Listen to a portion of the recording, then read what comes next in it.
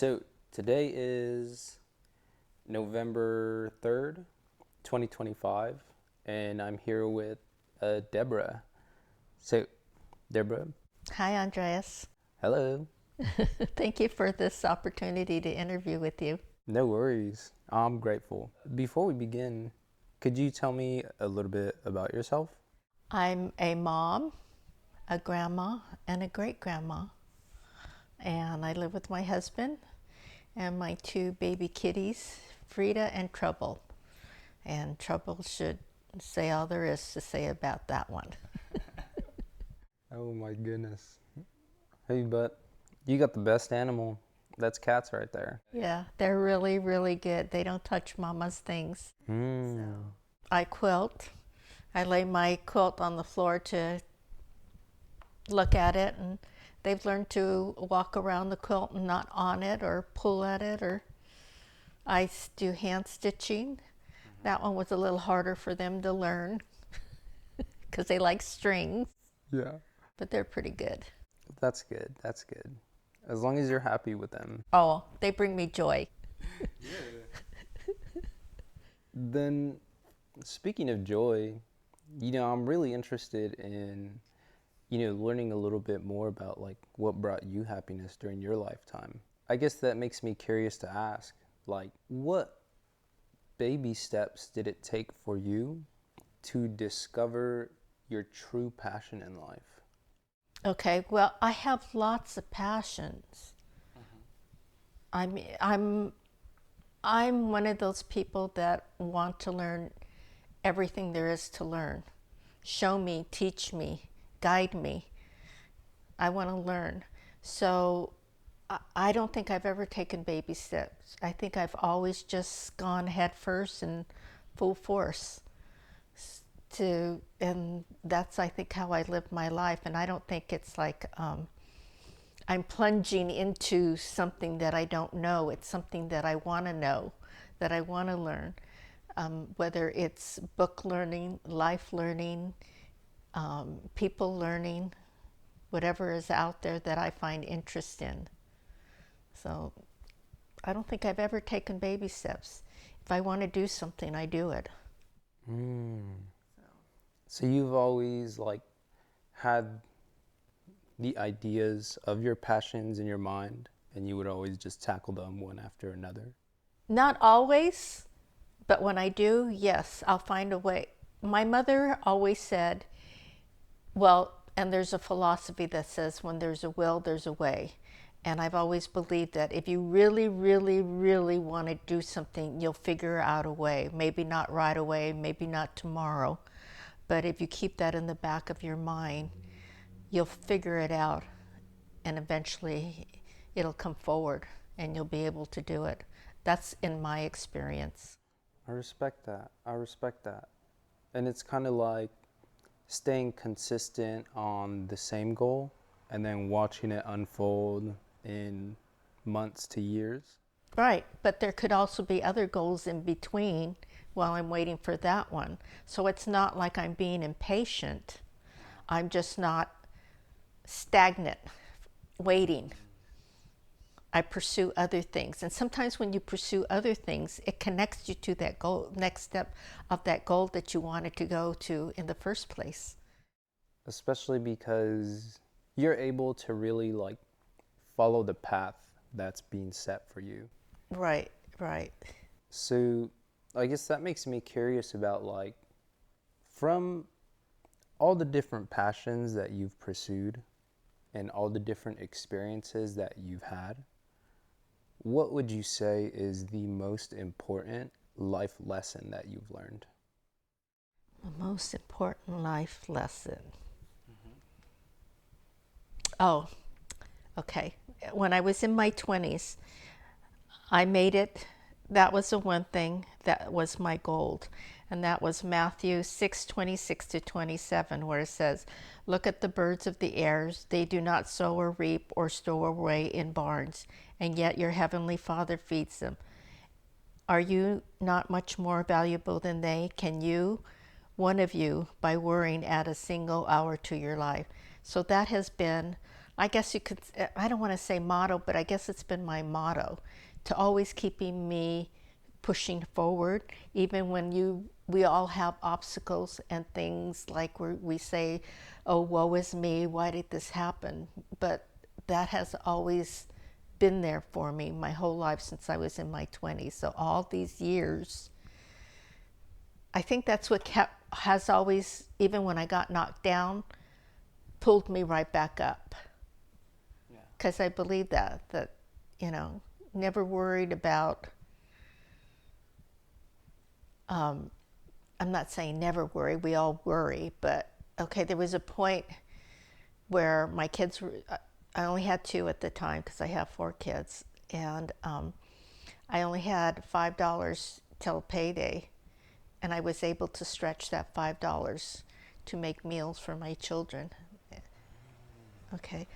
I quit my job because it became something that was going on that I couldn't tolerate. And my ex-husband at the time was worried, what are we going to do? We've lost that income. And I said, don't worry, don't worry. That was like on a Friday. By the next following Friday, I had a job, and I didn't even go looking for it. A friend of mine was going on maternity leave, and I filled in for her while she was gone, and then that led me to another job. So you see? Yeah. So you are always being provided for then? Yeah. As long as I believe that, and I do. Yeah. So you must be a blessed person. I hope so. I hope so. My husband says he can't understand why every time I ask God for something, I get it. He says, I don't understand that.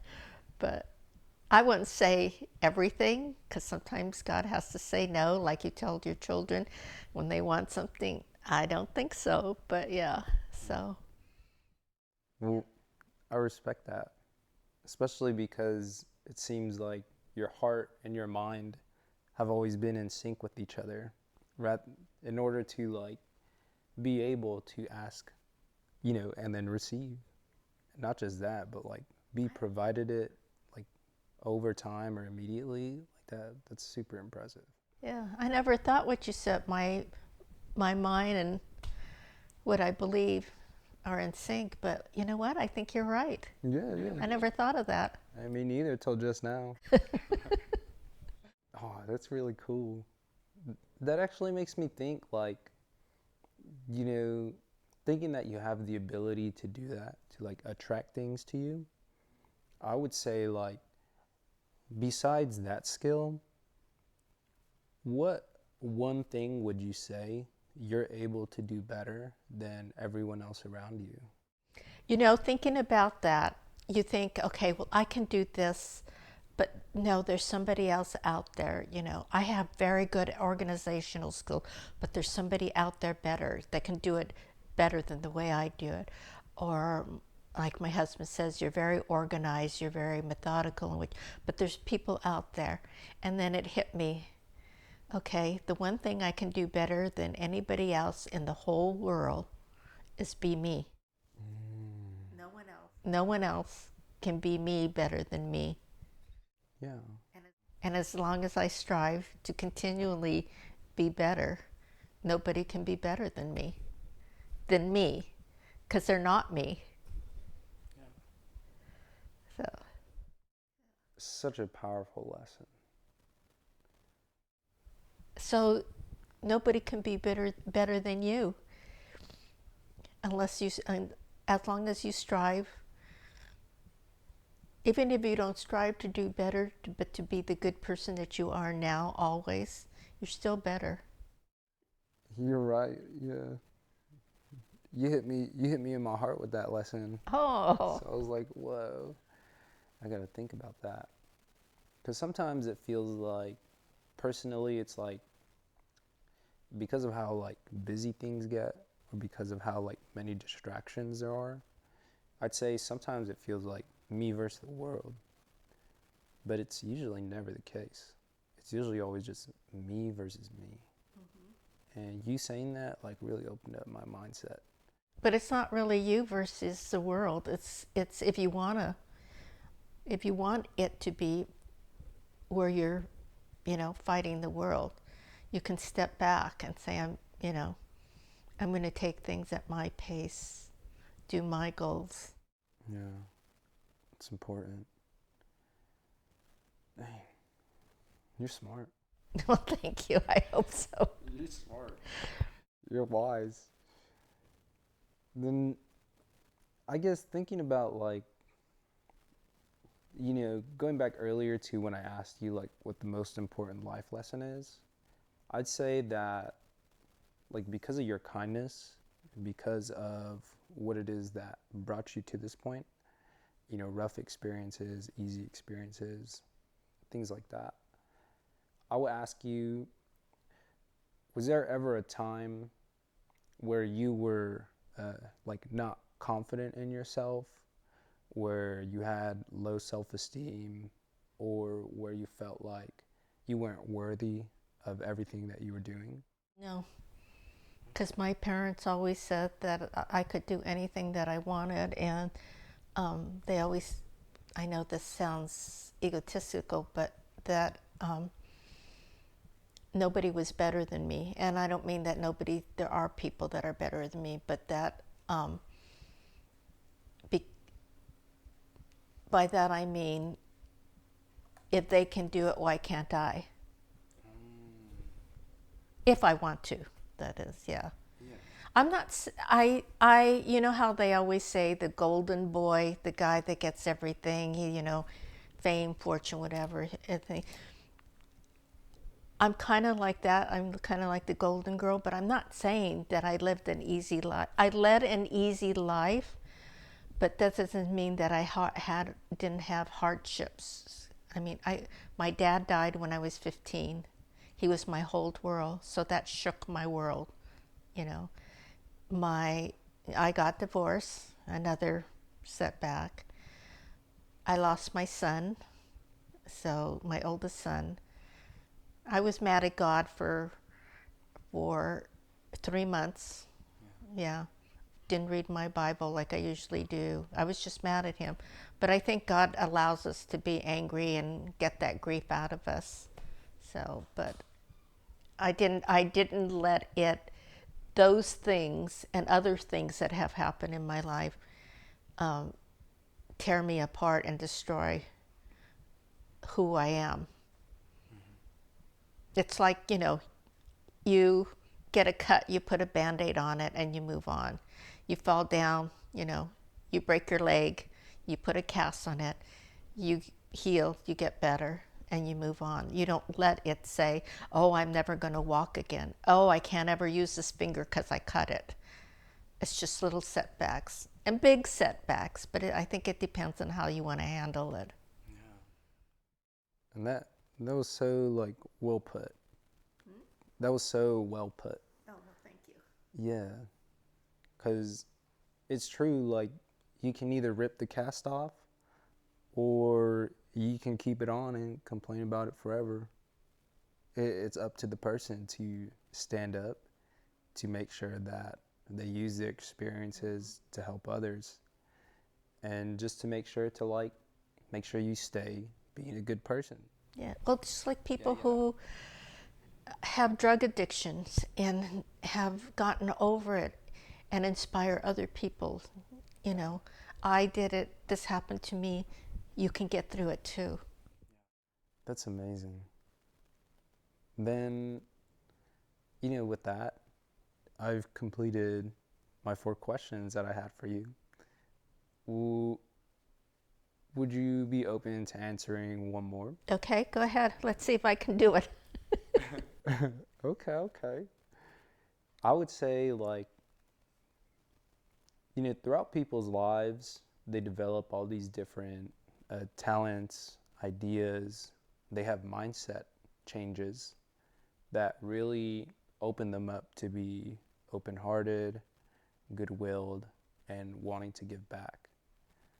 But sometimes that might not have been the case before they had that experience. So I guess I would ask, what was the key moment that you decided you wanted to give your heart to service? I think when I was about 7 years old. Okay, I grew up Catholic. I'm Christian now, but I grew up Catholic. And I was going to make my first communion. And we went to the nuns' convent. And they had this beautiful garden. And at 7 years old, I said, what could be more beautiful than where God is? And from that moment on, that was, I guess, what made me who I am. I don't know. I don't know. I was only 7 years old, but that's when I decided that I wanted to be where God was. And I guess He molded me into the person I am today because of that decision. I don't know.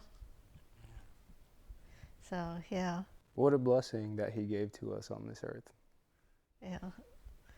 I didn't know it at the time. I just, this little kid. Hmm. But, I'm grateful that you're able to remember those lessons as a kid and share it with us and anyone who happens to be listening. And that you're comfortable enough to, give us not just your wisdoms, but the lessons and experiences that helped create those wisdoms. Well, I think it was a very, very, very long process to get where I am because I grew up shy.